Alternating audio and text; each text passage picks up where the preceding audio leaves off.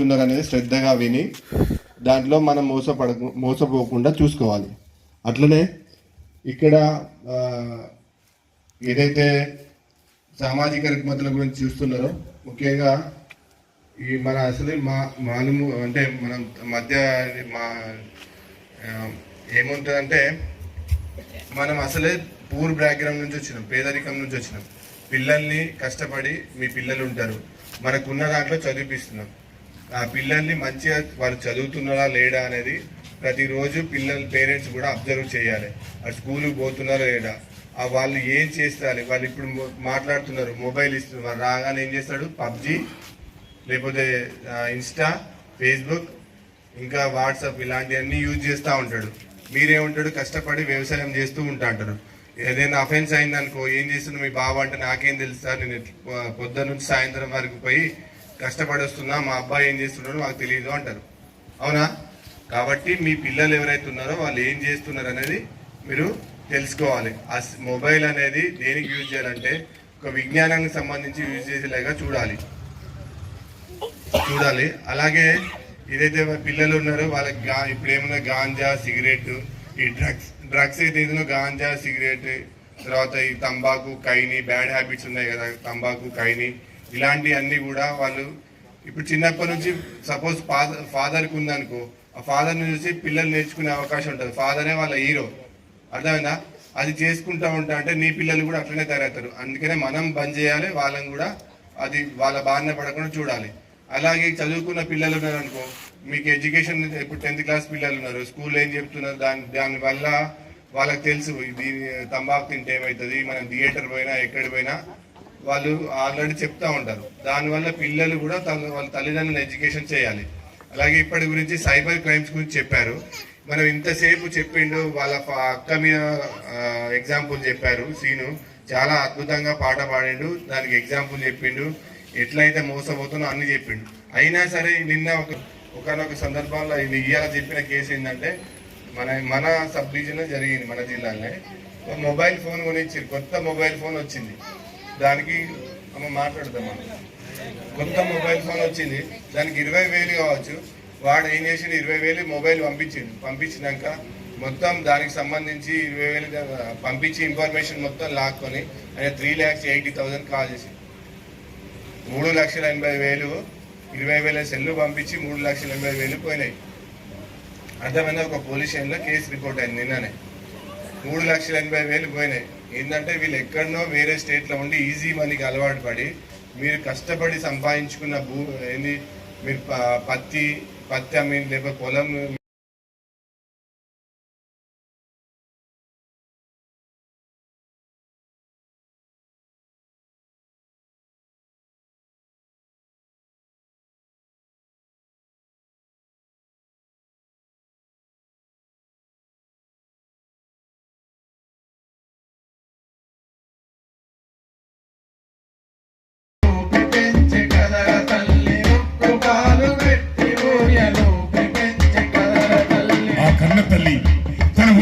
చీము రెక్కన రక్తాన్ని చనువాలుగా మార్చి కడుపు నింపి తల్లి, ఉగ్గు పాలు పెట్టి ఊయలూపి పెంచె గదర తల్లి, ఉగ్గు పాలు పెట్టి ఊయలూపి పెంచె గదర తల్లి, ఉగ్గు పాలు పెట్టి ఊయలూపి పెంచె గదర తల్లి. కన్న తల్లి రుణాన్ని తీర్చే కొడుకు నీవైతే,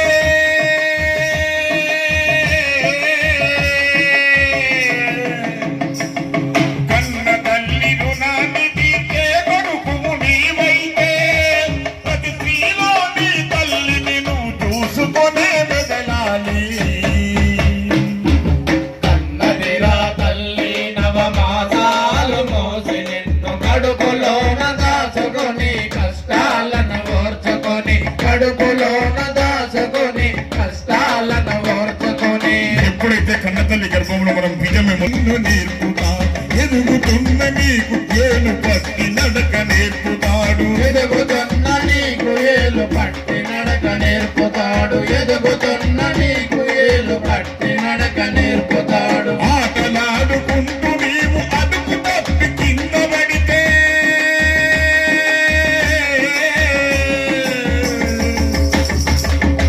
ఆటలాడుకుంటూ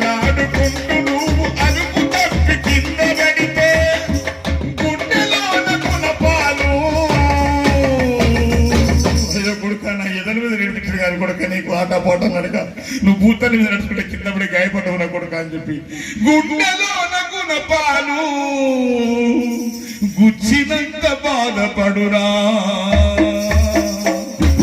పెంచాడురా తండ్రి కష్టమెంత చేసి రోజు రక్తాన్ని చెమట చుక్కలుగా మార్చే ప్రతిరోజు రక్తాన్ని చెమట చుక్కలుగా మార్చే ప్రతిరోజు అది మొదటి సంతోషం అడుగుడు కానీ వెనక నేనున్నదంటూ అభయమిచ్చు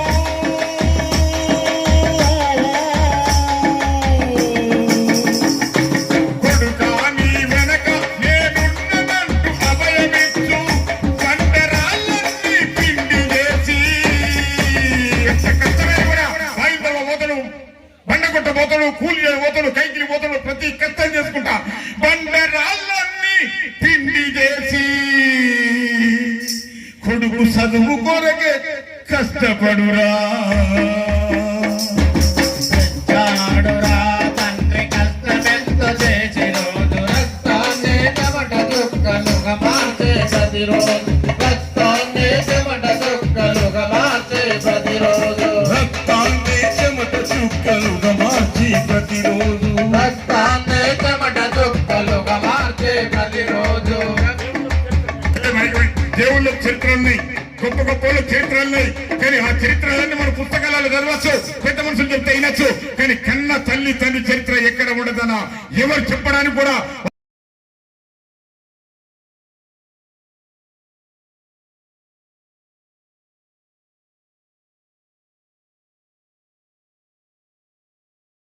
కూడా ఒకప్పుడు ఉమ్మడి రాష్ట్రంలో ఏ విధంగా ఉండే ఇప్పుడు మన తెలంగాణ రాష్ట్రంలో సాధించుకున్నాక ఎంత అభివృద్ధి జరిగింది అదంతా కూడా మనం అందరం చూస్తా ఉన్నాం కాబట్టి అదే అభివృద్ధిని మనం అందరం కూడా మన గ్రామంలో ఉన్న ప్రతి ఒక్కరు కూడా ఏ కులం అనుకుంటా ఏ మతం అనుకుంటా ఏ పార్టీ అనుకుంటా ఏ భేదాభిప్రాయాలు లేకుండా మనమందరం ఒకటి మన గ్రామం చక్కగా ఉండాలి మన గ్రామానికి మంచి రోడ్లు ఉండాలి మంచి వసతులు ఉండాలని ఒకే ఒక్క మాట మీద ఉంటూ మన గ్రామాన్ని అభివృద్ధికి తీసుకోవాలని చెప్పి తెలియజేస్తూ అదే పద్ధతిలో మనం అందరం తెలంగాణ రాష్ట్రాన్ని సాధించుకున్నాం కొట్లాడి ఆ రోజు రోడ్ల మీదకి వచ్చి మరి ఎక్కడ కూడా ఎలాంటి చిన్న అపశృతులు జరగకుండా గాంధీ మార్గంలో శాంతియుత మార్గంలో మరి మనం అందరం కూడా కొట్లాడి మన తెలంగాణ రాష్ట్రాన్ని సాధించుకున్నాం ఆ సాధించుకున్న రాష్ట్రంలో మనం అందరం కూడా చక్కగా మరి చట్టానికి విధేయులమై ఉండి అందరూ కూడా ఎక్కడ కూడా క్రమశిక్షణ తప్పకుండా మన రాష్ట్రాన్ని మన గ్రామాన్ని ముందుకు తీసుకెళ్లే విధంగా మనం పనిచేయాలని చెప్పి కోరుతూ మరి ఆనాడు తెలంగాణ రాష్ట్రంలో